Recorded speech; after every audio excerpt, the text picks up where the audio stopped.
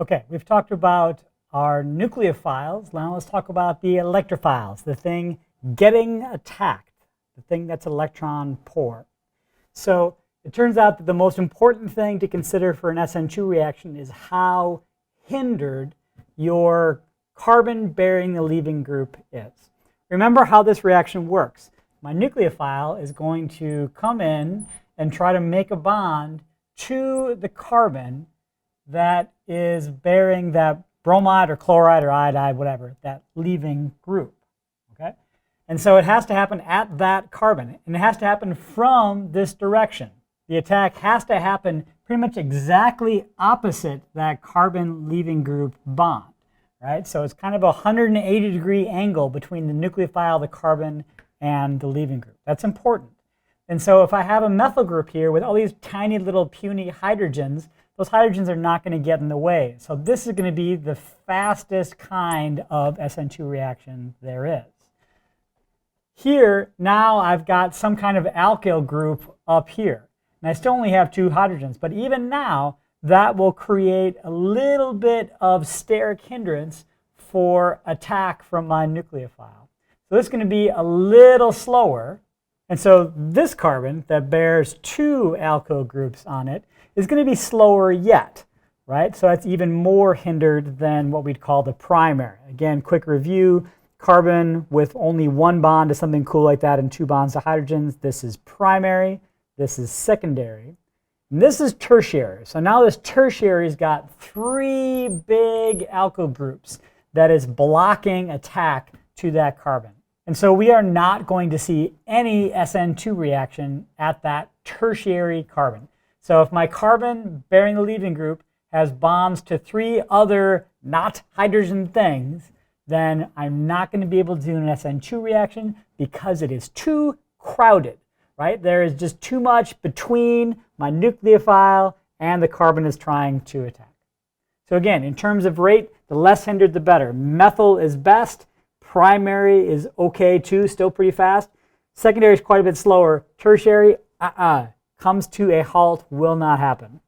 The other thing I'll point out is that we're never going to see an SN2 reaction at double bonded or triple bonded carbon. Some of that argument is just geometrical, right? So here's my sp, here's my triple bonded carbon with a chlorine on it. How's my nucleophile supposed to get to the back side of that? Right? There's a carbon in the way. There's a whole lot in the way. And so it's literally impossible for me to have a nucleophile kind of get backdoor to this carbon when there's a carbon in that spot already. So there's no way this can work. The other reason this won't work is that if you remember, we have stronger bonds with greater S character. So because my sp and sp2 carbons kind of are able to hold electrons more tightly to themselves, they're going to make stronger bonds, which is going to make breaking the bond in an SN2 reaction that much harder. And so even in geometrically where it could happen, like here, yes, it's blocked a little bit by stuff, but even if it weren't so blocked, it's just too strong of a bond for us to break with the SN2 reaction. And again, on a benzene ring, impossible. What's it going to do? Come down the middle and then turn right? Things don't turn right. Right? This is NASCAR, it only turns left.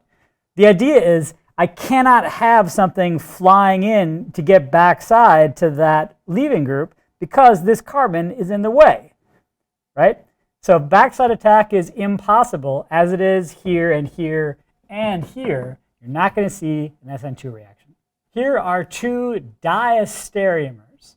Neither of them is chiral because there's a plane of symmetry in the plane of the board, actually. But this is cis. Cis, they're pointing the same direction, and this trans, they're pointing opposite directions. This is pointing up, that's pointing down. So those are diastereomers of each other. If you remember talking about ring flipping, we said that tert-butyl groups really, really, really want to be equatorial. Because they're so highly branched, they would have really bad 1,3 diaxial interactions if they were stuck axial. So putting a tert-butyl on a ring is a way to sort of lock it in place. So here, this chlorine is essentially locked in the axial position, and this chlorine is essentially locked in the equatorial position. So these are diastereomers. They both, in theory, can do an SN2 reaction. They're both secondary chlorines, not that crowded. So between these, one of them is way faster than the other one. Now, it might not be the one you expect. You might think that, well, I know that the chlorine really prefers to be equatorial, so this is going to be the most stable, so that must mean it's the better one for this reaction. Actually, no, this one is going to be way faster when my leaving group is axial. Why is that? Well, again, it kind of goes to what I didn't draw. What I didn't draw are two axial hydrogens here. And if my nucleophile is really going to come into the angle it needs to split the uprights there, right? It really needs to somehow avoid both of those axial positions and get right through them. And that's a little bit tricky to thread that needle. And of course, the bigger these axial positions on those carbons are, the kind of harder this gets. Whereas here, I'm attacking almost from the outside of the molecule, and I'm not really worried about the other stuff that's in this ring. I'm kind of attacking from the opposite side. And so, axial attack, which again was one of my many bands in high school, one of the things that we're looking at with these SN2 reactions, right? Axial attack is better because it's less hindered. Equatorial attack is slower because I have to split the uprights and get past these other axial positions.